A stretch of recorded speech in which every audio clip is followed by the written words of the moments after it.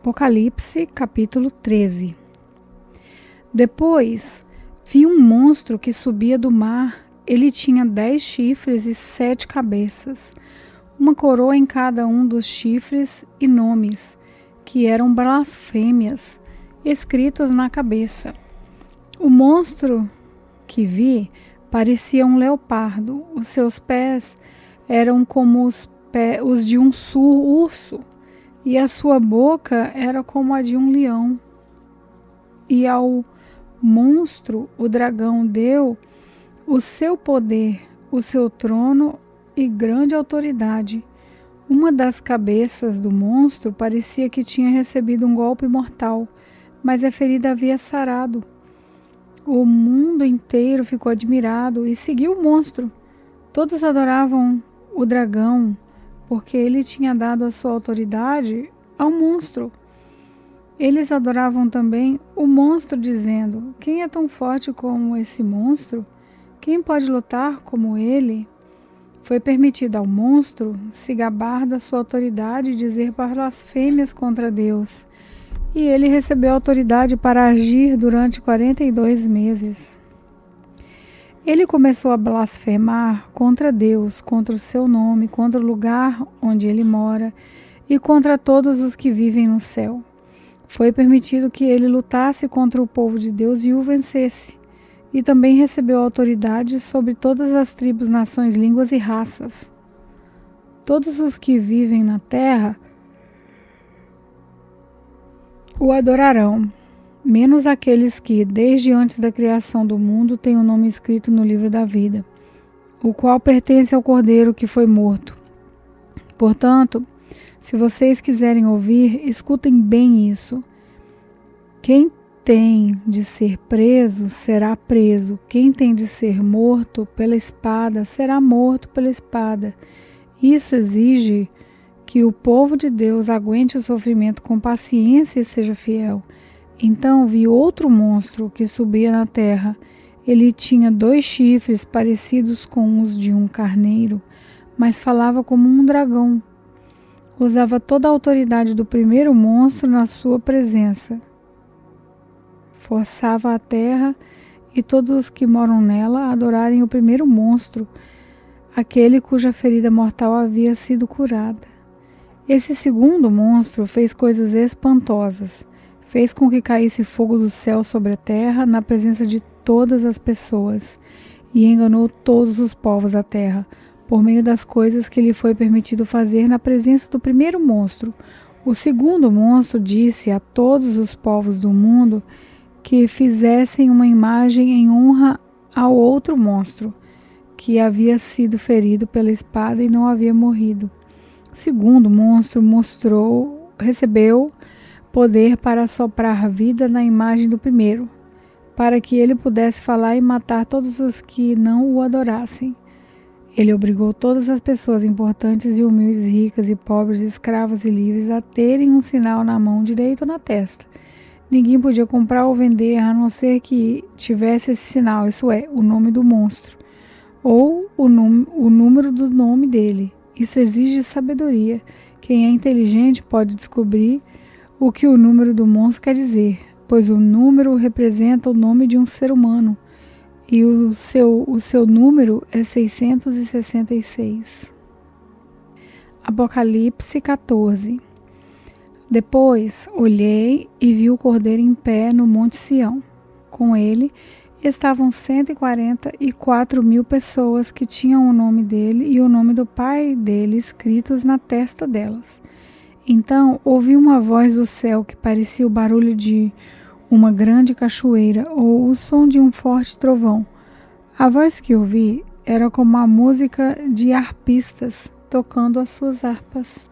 Os 144.000 estavam diante do trono e dos 4 seres vivos e dos líderes e cantavam uma nova canção que somente eles podiam aprender.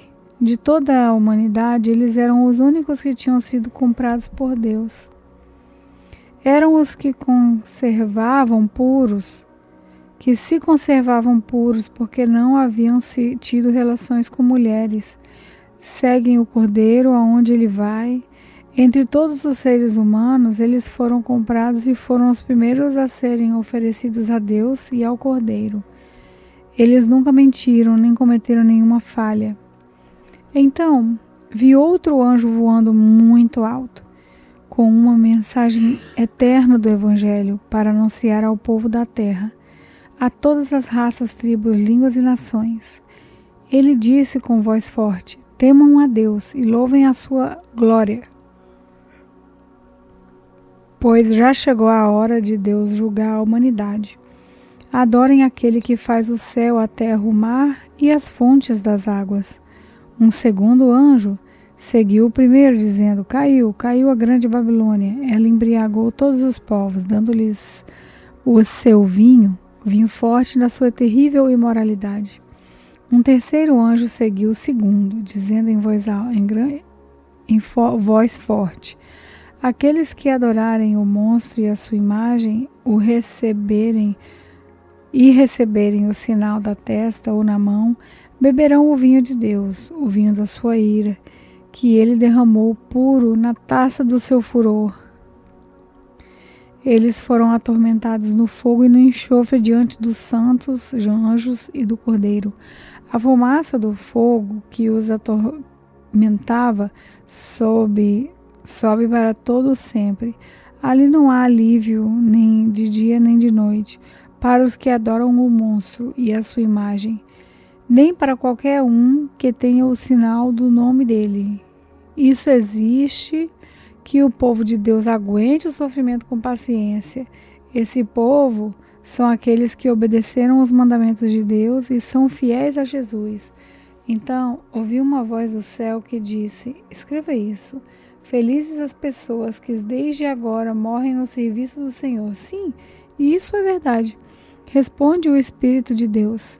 Elas descansarão do seu duro trabalho, porque levarão consigo o resultado dos seus serviços.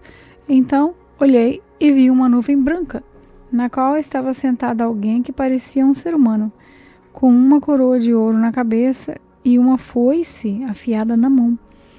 Outro anjo saiu do templo e gritou bem forte para aquele que estava sentado na nuvem: use a sua foice e faça a colheita, porque já chegou a hora de colher. A terra está pronta para a colheita. Depois, o que estava sentado na nuvem passou a foice para a terra e fez a colheita. Aí outro anjo saiu do templo, que está no céu, e ele também tinha uma foice afiada. Depois, outro anjo, que era o encarregado do fogo, saiu de perto do altar com voz forte. Ele gritou para o anjo que tinha a foice afiada: use a foice e corte os cachos de uva da videira da terra, pois as uvas estão maduras. Então o anjo passou a foice sobre a terra, cortou os cachos de uva da videira e os jogou no tanque da violenta ira de Deus, onde as uvas são pisadas. As uvas foram pisadas no tanque que havia fora da cidade, e o rio de sangue que saiu desse tanque tinha 300 quilômetros de comprimento por 1,5 metro de fundura.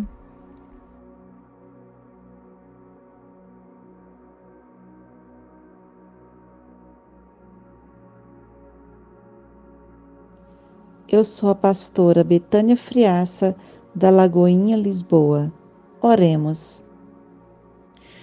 Senhor meu Deus, Tu és o mesmo ontem, hoje, será eternamente, assim diz a Tua palavra. Vem transformar a nossa vida à medida que formos ouvindo a Tua voz através das Escrituras Sagradas. Obrigada, Senhor, porque nós podemos ouvir a Bíblia através da voz da irmã Laila aqui no YouTube. Muito obrigada. Que a Tua palavra possa penetrar em cada coração de cada ouvinte neste momento e possa fazer morada em cada coração, transformando as vidas. No nome de Jesus. Amém.